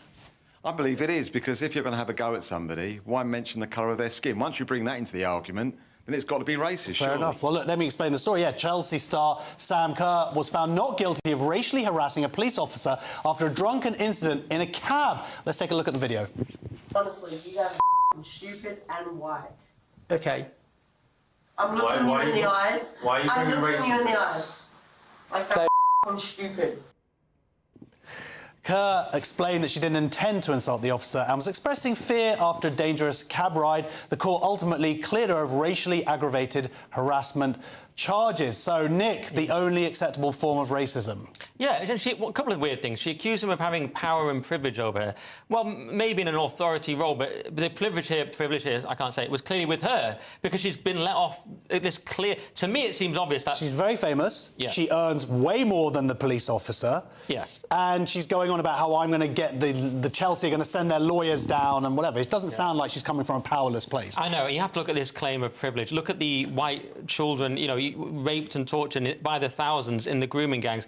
If you're white in this country, you're now a second-class citizen. That is my claim. Well, that is a... Well, some people agree with... One person agreed with me. Well, yeah, right. so... Two people. Two people. Come on, guys. Aideen, this is... Did you see the story this week? I did see the story, of course. So it seems like it's acceptable. The idea is there hypocrisy here? Is it that you should be able to accuse people or they should be found to be racist?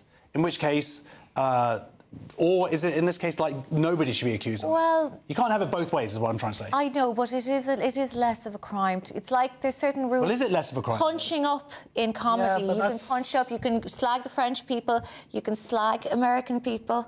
You know, But in Ireland we can hang on. slag English people. The French aren't better than us. Calm down. Ah, they are a bit, though, really. But you can. So I don't think it has the same historical venom and weight to say that. I mean, she was drunk in a cell. She was being very annoying. The third time I got arrested, I played the same game myself, and they didn't. How many times have you been arrested? There's a lot of times. Okay. But that's why I'm here. But yeah, I don't think it does hold the same venom. I mean, obviously in an ideal world she wouldn't say it, but she was drunk. She wasn't acting right. But the point is, if she had said "stupid," you're stupid and black, I think she would have been done for racial. Oh yeah, she would have been. Yeah, and that's hypocrisy then. How is it punching up though? Because look, you know, white boys are the least likely group to go to university. They have lower wages than many other groups. We've seen the way white girls were treated in the grooming gangs. You can cite endless examples. So why is it punching up? It's not punching down. But coming from her perspective, from her growing up, it's different than when it was now. And I mean, I keep defending her, like, she was drunk, it's fine. Whatever she does was fine. I mean, it's not ideal what she said, it's not good. She shouldn't have said it. I'm sure she was an absolute brat, but I don't think she should have been accused of racism for doing so. Well, I'd get rid of all... By the way, I'd get rid of all hate speech laws, but if we're going to have them, then they have to be applied equally, that's all. Fair enough, great point. Our final question's from Robin. Hello. Hello. So, how can we possibly find out when Pride and Black History Month is? Oh, yeah, how do we find out when Pride? Thank you, Robin. So, yes, this is, I believe, Google. They've removed several holidays, including Black History Month and LGBTQ+ Pride Month from its calendar app. The decision also affects Women's History Month, Indigenous People Month, and others. Google attributed this change to feedback about missing events and the need for a more sustainable approach, as they had been manually adding cultural moments. Nick, this is is this an interesting turning point? It actually turns out they did it last summer, I believe, so it isn't necessarily part of the Trump wave, as some people are calling it.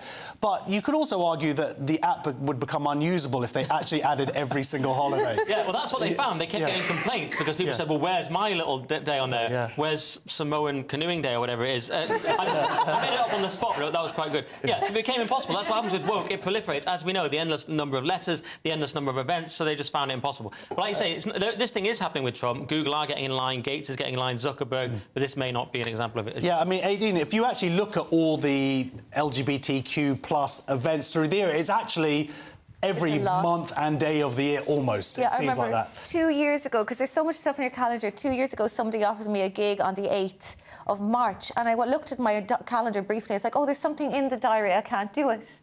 And then when I looked again, it was actually International Women's Day. So I missed a gig on International Women's Day because I thought I had a gig because of International Women's Day. Since then, you've hated women, right? Since then, I've stopped being a feminist, yeah. So it does get too much. It reminds me of when I was growing up and we'd get this calendar from the parish every year and it had all these different saints, like Saint Patricia, the saint of the bleeding toenail, or, you know, the saint of the abominable snowman. You had all these dates and you didn't really look at them, but they were there. So it's not a terrible thing to have all these things in your calendar, but it's not very practical either. Well, I bet you that those saint holidays were not put in the calendar at the time. So next on Free Speech Nation, the CEO of a female-only app who refused to address a trans woman as Miss joins us to talk about her long ordeal with the Australian courts. You do not want to miss this.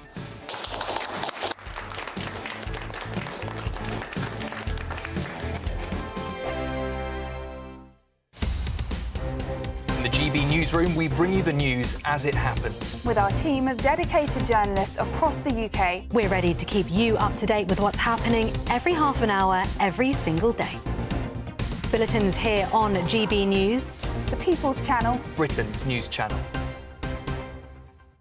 If you want your news to be straight talking, This is the nightmare for the Conservatives again. down to earth, It's not just Nottingham where this is happening, is it? and most importantly, honest, Hard-working, middle-class taxpayers, they'll get their book thrown at them. then catch me, Martin Daubney, Monday to Friday, 3 till 6 p.m. on GB News, Britain's news channel.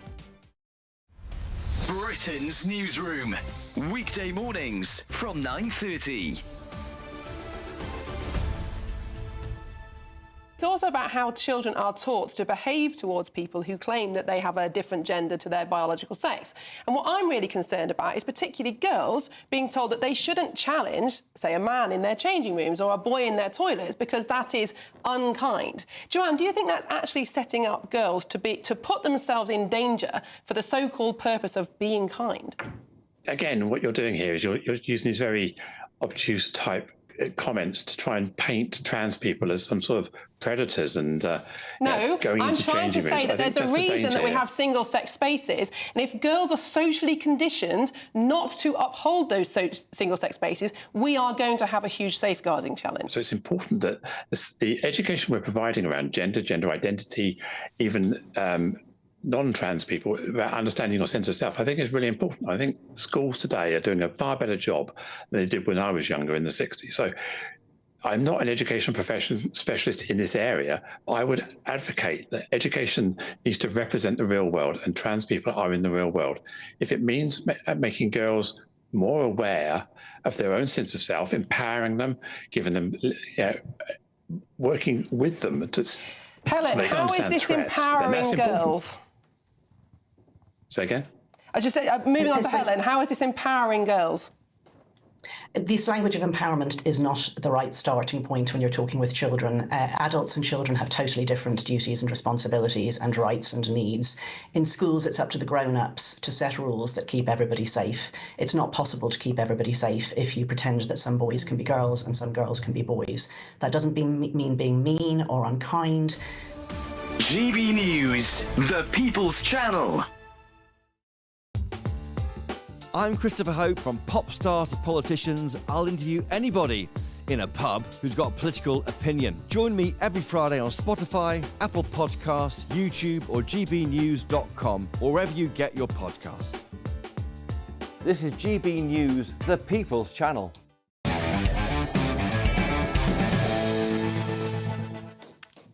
Hello, welcome everybody. Yes. You wanted to applaud, didn't you? In a landmark case in Australia, Sal Grover's women-only app, Giggle, has been found to have discriminated against a trans-identifying male after he was barred from using the service. The judge ruled that Roxanne Tickle had suffered indirect discrimination and Sal Grover was ordered to pay $10,000 and costs. The founder of the app, Sal Grover, is appealing this, and she is here right now from Australia in the audience. Next to the audience, here in the studio. Sal, welcome. I hope your jet lag is now finished. Please update us on the case, because you have been on the show before. We've known that this went to court and they actually found against you, right? Yeah, so basically in August last year, we got the decision and the judge said that sex is not binary, it's changeable. Basically, men can be women. And it was indirect discrimination that basically I was... It's not guilty because it's not criminal, but it's, you know, that basically you get ruled against. And indirect discrimination essentially means that you don't have to know that this person has a gender identity. It's just the fact that they had one, whether I was aware of it or not. So that was sort of what was extra sinister about it. But sort of in this interesting, endless soap opera that is the Tickle v. Giggle, Giggle v. Tickle case, the applicant, Roxanne Tickle, is actually cross-appealing. So I'm appealing the decision because obviously it's nonsense, but so is he. He's actually appealing the decision. He won, and he wants it changed from indirect to direct discrimination, and he wants more money. Wow. So what's one of the interesting parts of this case is because Australia, the situation is very different, because here the courts kind of saved the gender critical movement because we didn't have the legislation that you have in Australia, right? Yes. I mean, you guys are sort of fighting tooth and nail to make sure that gender identity doesn't go into law. In Australia, they actually got it in 2013. Wow. Yeah. So, and it's not like the law has been working well in the last, 12 years or whatever. I mean, the Australian Human Rights Commission especially has been intimidating women, men, businesses to comply to this nonsense. And I don't know, they just messed with the wrong one. Yeah, there it is. Yes, you deserve a round of applause because this has taken years of your life and taken potentially millions of dollars, right? Yeah. I mean, basically, it's just that it's so stupid. It's very rare in life that you actually ever know that you are 100% right. We actually usually do exist in some sort of humility. We're like, oh, look, there's a chance I could be wrong. Men are not women. They're not in any way, shape or form. I'm 100% right about this. They are wrong. So when it first started, and people were coming after me, I was like, no, you have to stand your ground on something like this. Because obviously, it's the women's rights and LGBT rights were the canary in the coal mine and sort of child protection. But it's everyone. No one should be forced to believe this nonsense. It's freedom of speech, freedom of belief and freedom of association. Gender ideology is against all of it. And some fights are too important and some moments in history are too important that you can't sit back. So, yeah, and that's it. So you put yourself out there. What's been the personal cost to you? Because at least it feels like in the UK, the groundswell of women, mostly women, standing up and fighting back. We had J.K. Rowling publicly making a statement on this case and pushing this and letting people know of all of the issues, highlighting them. But it doesn't feel, just from here, watching what's going on in Australia, it doesn't feel like there's the same focus. It even gets the same kind of media attention around it. I mean, that's why I'm here, because in Australia, the censorship is...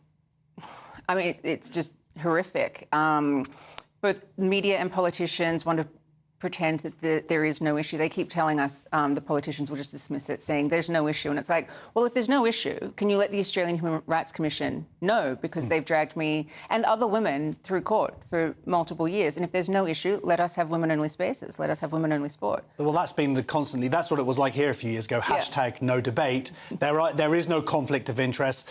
There is no problem with women's sports, women being safe in women's-only spaces and women's jails. I mean, there's so many sinister aspects of it as well. Even in our case, we put on, I think it was 16 affidavits of women just saying why this was important. We could have had thousands, but you just do a cross-section so that the judge will actually read them, of why women wanted women-only spaces in various different domains, whether it was online, in real life. We also had Reem Al-Salim, the UN Special Rapporteur, writing to say, this man. The judge dismisses it all.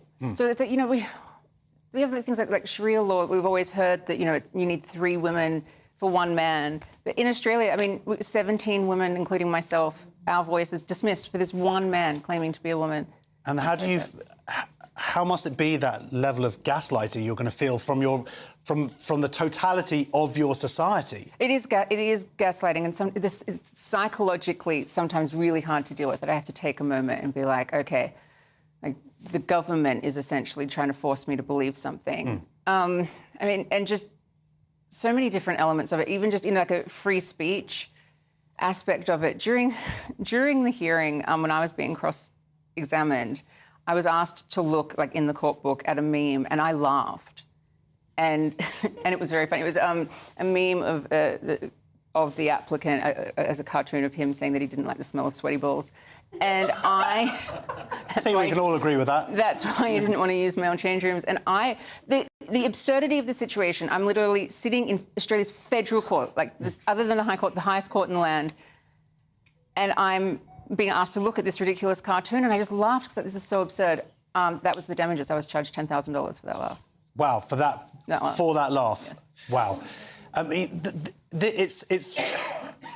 listening to your story, and it's very rare that I would say this, but it makes me more grateful to be in the UK when it comes to free speech than to deal with what you're going through. But the slightly scary thing is that this actually has implications for the UK, right? It does. I mean, potentially. Yeah. I mean, this case has implications sort of all around the world. Especially when you're dealing with sort of what they call novel law, and then you've also got situations where lots of jurisdictions don't have any precedents, which in Australia, I mean, this is it. This is the precedent right now. Also common law countries. So we're all sort of joined together by CEDAW, which is what we were all signatories of, which is the UN's Convention of the Elimination of Discrimination Against Women. So our Sex Discrimination Act is based on. It's a document protecting women's rights. It's a beautiful document, but they're just misinterpreting it and trying to say that gender identity is in there. It's not.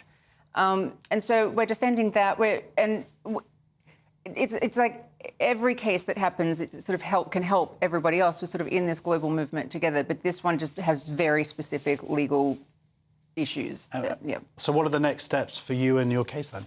So we're doing the appeal. So we have the next hearing. It's like an interlocutory hearing, which is where it's sort of the different interveners, the Australian Human Rights Commission has applied to intervene again against me.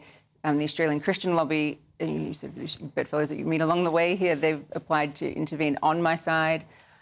So it will be decided whether they can. Also, it's where the money fight is going to really happen. I mean, I'm in a rights fight, and this is public interest litigation. I want women's rights. I want my rights. The other side is in a money fight. They want money. So if he is actually, it hasn't completely been established, we're trying to stop it. If he is awarded rights on top of the $1 million legal bill for my own legal team that I'm fundraising for, and I'm happy to pay my legal team because these are amazing people who are fighting for our rights to all of these very important freedoms. I'm not here raising money for his legal team. He can go and do that himself. So, but if he is awarded costs and we were to lose the whole thing, I'm looking at a $2 million legal bill, just for knowing that a man's a man. Sal, we we hear lots of stories, and my job is very superficial compared to what you do. What I want to say is you're a hero. Oh, thank you. You're fighting for rights for all of us, including over in the UK. I'm sorry that you don't have the backing that you deserve in your own country. Thank you so much for coming on, and you inspire me. Oh, thank you so much. Thank you. Thank you. Sal Grover, everybody. Next on Free Speech Nation, a school worker sacked for sharing social media posts about LGBT plus relationships has won her appeal. Ben Jones from the Free Speech Union is going to join us next. See you in a second. Thank you, sir.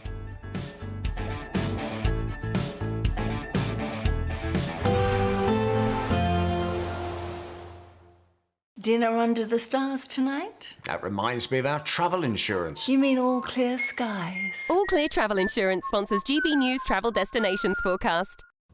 Hello there. We've got rain for Madeira over the next 24 hours, some stronger winds too, but much of the central Med will be dry with some sunny spells. We can see for Monday outbreaks of rain, strong winds, 17 Celsius in Madeira. The Canary Islands generally dry, and much of western and central parts of the Mediterranean seeing some spells of sunshine. Unsettled further east towards Greece and across to Cyprus. Thunderstorms, outbreaks of showery rain. The outlook though is for plenty of sunny spells, temperatures in the high teens to low 20s. All Clear Travel Insurance sponsors GB News Travel Destinations Forecast.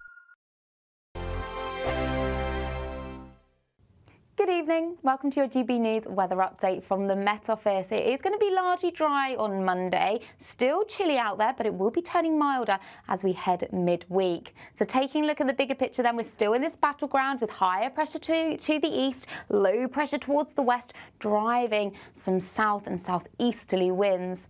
But through this evening and overnight, we have a band of rain across Northern Ireland that will move its way north and eastwards, so affecting parts of western Scotland and southern Scotland later to bring the risk of some hill snow. Elsewhere across much of England and Wales, largely dry, often cloudy, but there will be some clear spells, and that's where we could see a touch of frost developing to start Monday morning.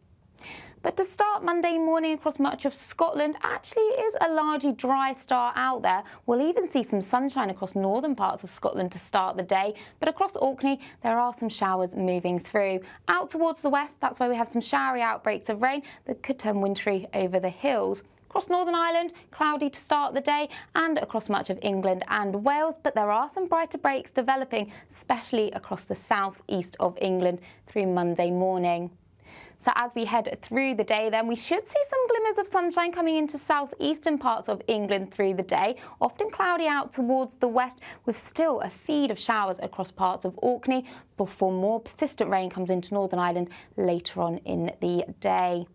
Otherwise, it is still chilly out there, especially in the east underneath the cloud, but out towards the west, temperatures up to 8 or 10 degrees. So through Tuesday morning, this band of rain will continue to push its way north and eastwards across Scotland, could fall as freezing rain and snow, so do take care first thing. That then clears its way through, and across much of England and Wales, it's largely dry and fine. Wednesday, we'll see some outbreaks of rain, but on Thursday, temperatures will be climbing up to 13 to even 15 degrees. Bye-bye. It's Patrick Christie's Tonight, and here we do things differently. It's explaining the absolute madness of this, doesn't it? It's explosive. I mean, this is very good. It's lively. 850. Your government sat there short and it did nothing. It's controversial. And the Middle East has been in turmoil since before I was born. It's everything you need to kickstart your evening. Everyone's had their Weetabix tonight. I love to see it. That's Patrick Christie's Tonight, weeknights from 9 p.m. Only on GB News, the People's Channel, Britain's news channel. Hi, I'm Michelle Dewberry, and my show is your opportunity to cut through all the noise and dive in headfirst to some robust debates. Ideas clash. Situation, isn't it? No, because the failure is you're deliberately avoiding my point. Nothing's held back. And if you think this is the end of it, wait for more. And we do not shy away from the difficult stuff. Sometimes I want to shake people and say, if only you understood. So join me on Jubes & Co. weeknights at 6 p.m. only on GB News, Britain's news channel.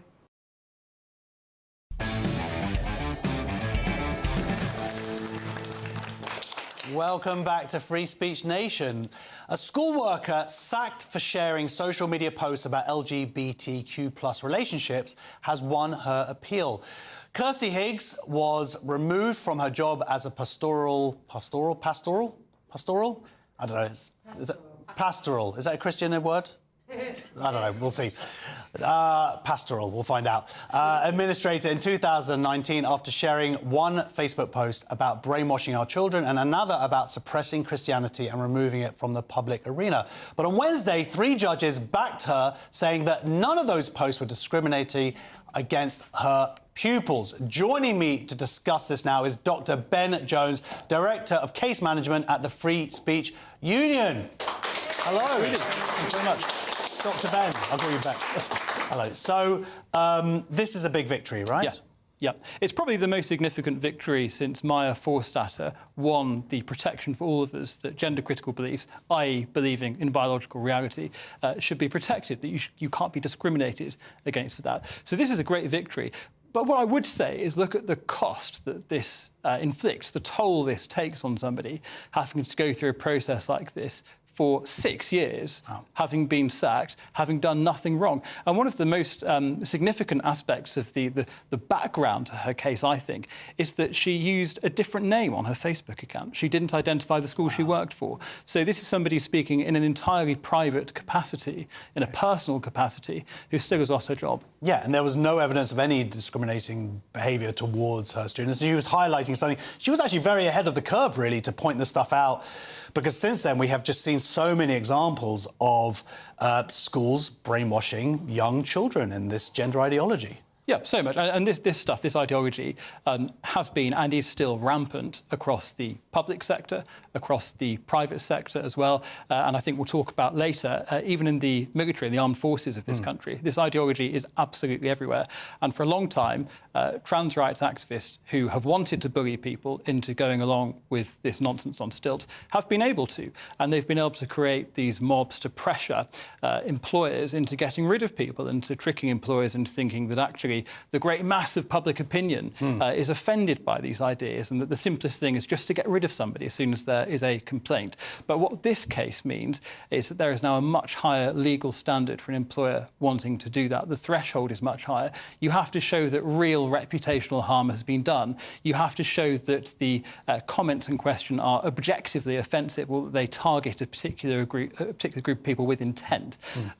And that imposes a much higher test that will protect many more people than was previously the case. But I guess it's getting it out there because, as we've seen before, so many times these cases happen, but institutions aren't necessarily aware of them, and they still act as under the guidance that they may have got from Stonewall or other organisations who maybe are misrepresenting the law.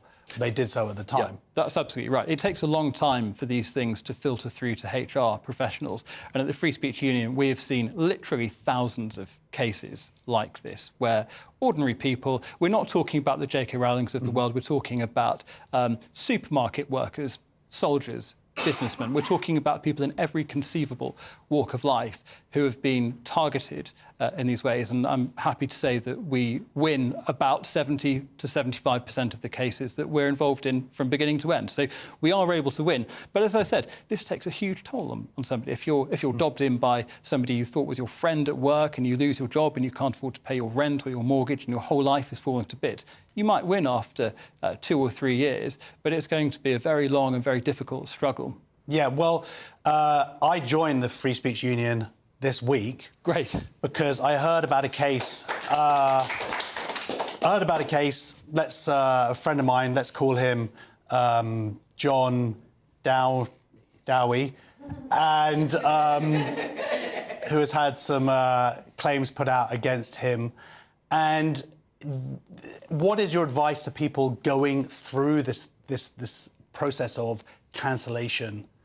What's the first step, do you think? Contact the Free Speech Union at the earliest possible moment. I'll tell him. As soon as you think that there is even the chance of danger or trouble, just contact us. And one of our team will be very happy to speak to you and give you some advice about how to navigate it. And sometimes these things can be nipped in the bud. If you think that you might be investigated by your employer, or often we see people in a situation where their employer will say, come and have an informal chat with us about this issue.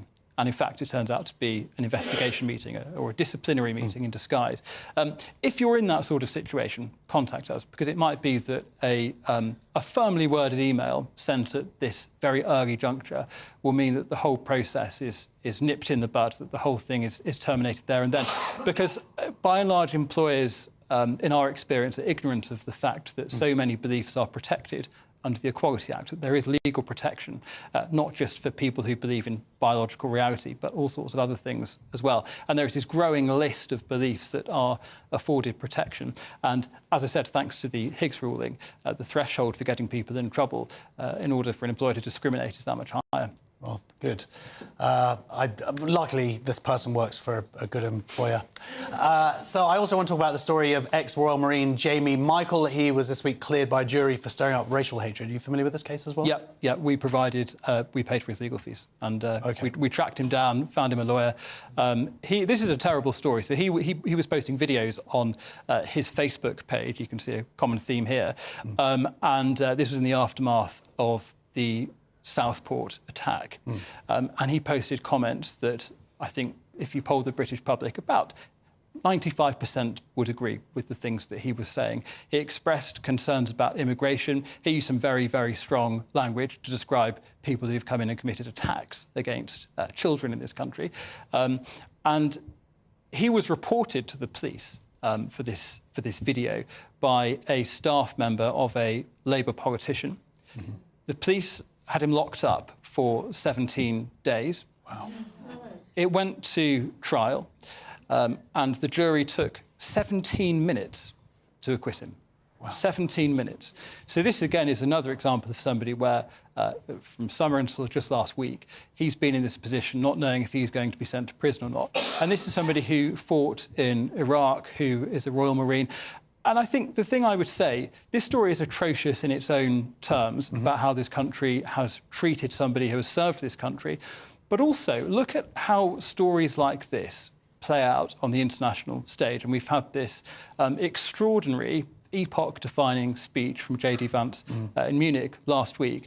What soft power does this country have, or claim to have, if this is what we're doing to our ex-service personnel? It's astonishing. And our soft power will disintegrate when you see stories like this, when they reach American audiences, because they're just going to think that we have lost our minds in this country with prosecutions like this. Well, that seems to be a theme that you see a lot on social media, is about this. I would say that the examples that we've seen have been insane. I don't know if it's as bad as Americans generally seem to be thinking now, but it has been called attention to. And obviously, there is the fight back.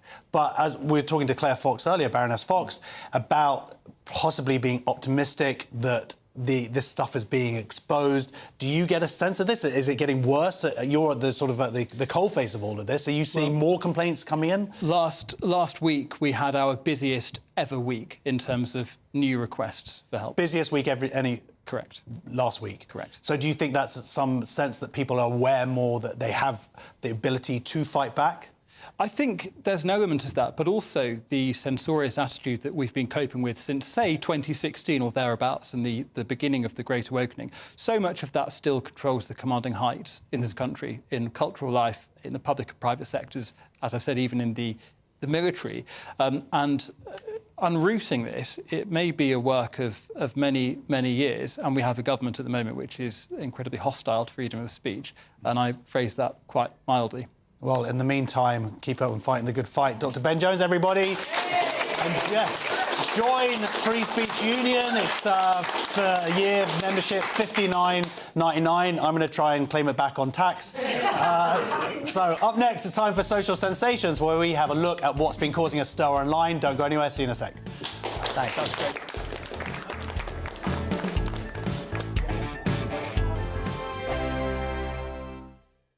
We're proud to be GB News, the People's Channel, and as you know, we always love to hear your views. Now, there's a new way of getting in touch with us at gbnews.com/your-say. By commenting, you can be part of a live conversation and join our GB News community. You can even talk to me, Bev Turner, or any of the members of the GB News family. Headliners on GB News 11 p.m. every night. It's got 3 top comedians going through the next day's newspapers so you don't have to read them, which is great. That's a good point. He's lying. I mean, maybe he's not lying. That's Headliners every night from 11 p.m. and 5 a.m. as well on GB News, Britain's news channel. I'm Jacob Rees-Mogg and this is GB News, Britain's news channel. GB News Breakfast, every day from 6 a.m. Jonathan, in London, we're hearing that there could be more posties from an Amazon point of view in order to limit or cut carbon emissions, but that they could put more people on foot delivering their parcels. This is really interesting because more and more people now obviously are using Amazon and buying their shopping online or buying gifts online. And it's interesting that in London they're talking about putting their Amazon workers on foot. There are now parts of the country, I think Milton Keynes is one part of the country, where there's robots delivering parcels, or you'll see these. Well, they call them robots. You'll see these little things sort of bundling down the street. Sort of robots. Yeah, I mean, technically they are a robot, but when I think of a robot, I think of a sort of a humanoid robot. Yeah, sort of humanoid thing, sort of Lost in Space style robot. But actually, they're sort of little sort of carriages, little droids, boxes. like Star Wars droid type. Well, they're not thing. even that. They're like a little sort of, they're like a box on wheels, delivering parcels in places like Milton Keynes and other bits of the country. So I think this is just another example of how the world is changing. Online shopping is completely changing the way in which we all live our lives, the way things. But I think Milton Keynes lends itself to something like that. This is a newly designed town. Yeah. Exactly, that's why they're in Milton Keynes. And I really do think that a town like that really does lend itself towards a piece of tech like that. When I think back, our postie in Gloucestershire is a guy called Dave. He's fantastic. Everyone knows who he is. But I'm not sure that he could be replaced by one of these little droid things. GB News, the People's Channel. This is Britain's Newsroom, where your voice matters. It's just astonishing. With expert analysis and honest opinion, we don't just keep you informed. We bring you unique perspectives you won't see anywhere else. Can't argue with any of that. When the news happens, it happens here. On Britain's Newsroom, weekdays from 9:30 a.m. Only on GB News.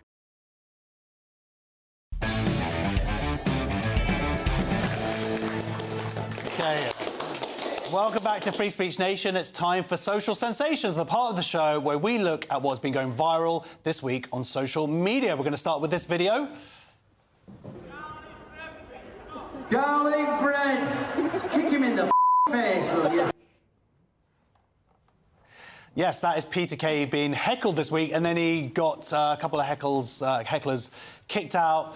What do you think about that? Was he right to kick him out? This seemed to create a bit of a hoo-ha, which is ridiculous.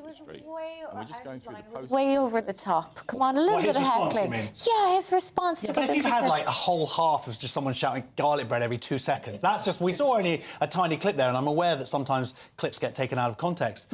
But but we're not seeing the full show. And if you're doing and every time you get to your punchline, just someone shouts out garlic bread, it's so annoying. There's got to be a point where you're like, enough is enough. Especially if you're not Peter Kay. Yeah. You're like, garlic bread. Sorry. Yeah. That was funny, and you guys realised that. You'll get that later at home. What do you think, Nick? They're heckling me by their silence. Well, I think absolutely, it's a heckler. These aren't people. These are hecklers. They're the worst people on earth. I've only just seen it, but I hate I did comedy for 11 years. Obviously, hecklers. Everyone's like, "Oh, what's the best heckle you've ever had?" Nothing. They're idiots. They ruin the show. It's an art form that requires quiet and people listening and laughing. It destroys the art form. They're absolute scum. Sorry to sit on the fence. No. There are moments of hecklers being actually very clever. There's a famous the Kirk Douglas story. You know, Kirk Douglas' son did stand-up, and then he was at the Comedy Store, supposedly. Michael Douglas? No, not Michael Douglas, his other son. And he was dying on his butt, and someone shouted out, like, "Oh, you're rubbish." And he went, "Don't you know who I am? I'm Kirk Douglas' son." And then someone at the back stood up and went, "No, I'm Kirk Douglas' son." And someone else, that would be good. That is a famous story. The story about Bono as well. He was saying, he kept clapping Bono, and he was like, "Every time I clap, a child in Africa dies."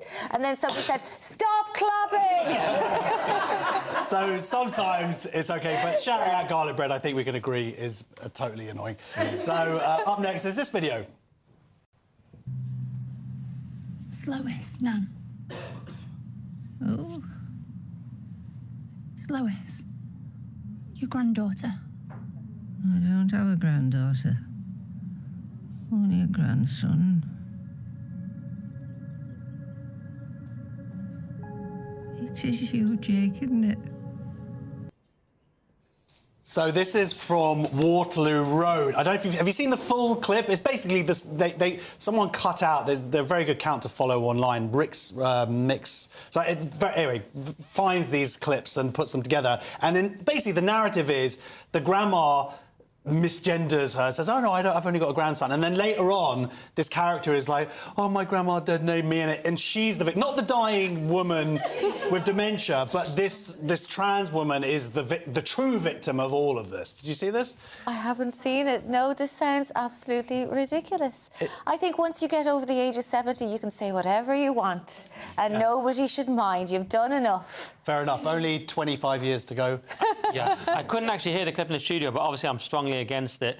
I know my views now. I can look at it and know what my view would be. But this is the problem now with drama. You see these BBC dramas like Doctor Who and things, and they're just used as just vessels for woke ideology, aren't they? Yeah. Like, hello, I'm a trans alien. Are you though? You know, it's just like bring back the Daleks. I'm sorry to sound like a reactionary. Well, I'd say a BBC spokesman has said in the storyline about Lewis's grandmother, there are many references to the cruelty of dementia. There is no inference that the character is transphobic, and the episode concludes with Lewis declaring that her grandmother was a real superwoman.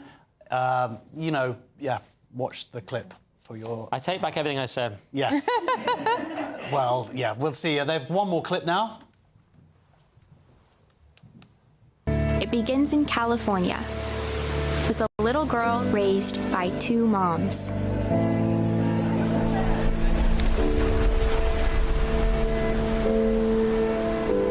I needed my own adventures, my own challenge.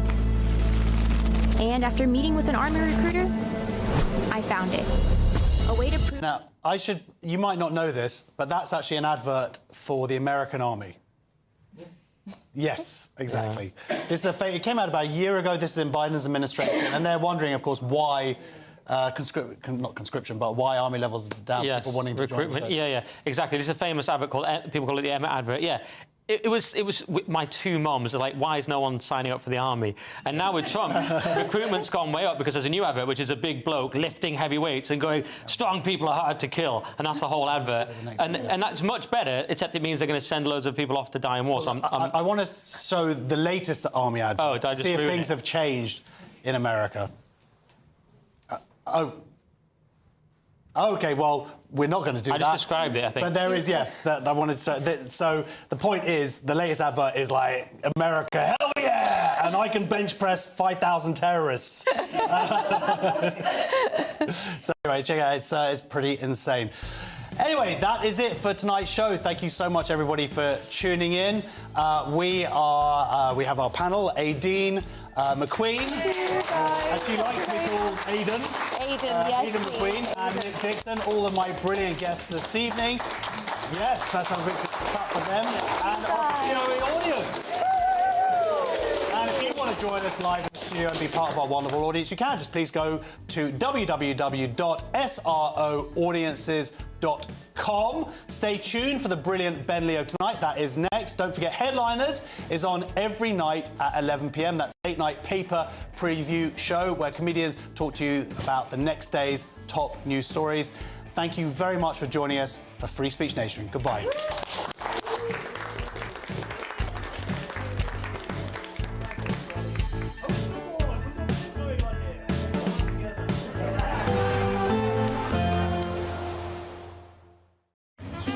We can expect clear skies, leading to a light and warm day ahead. Lovely. Boxed Solar, sponsors of weather on GB News. Good evening. Welcome to your GB News weather update from the Met Office. It is going to be largely dry on Monday. Still chilly out there, but it will be turning milder as we head midweek. So taking a look at the bigger picture then, we're still in this battleground with higher pressure to the east, low pressure towards the west, driving some south and southeasterly winds. But through this evening and overnight, we have a band of rain across Northern Ireland that will move its way north and eastwards, so affecting parts of western Scotland and southern Scotland later to bring the risk of some hill snow. Elsewhere across much of England and Wales, largely dry, often cloudy, but there will be some clear spells, and that's where we could see a touch of frost developing to start Monday morning.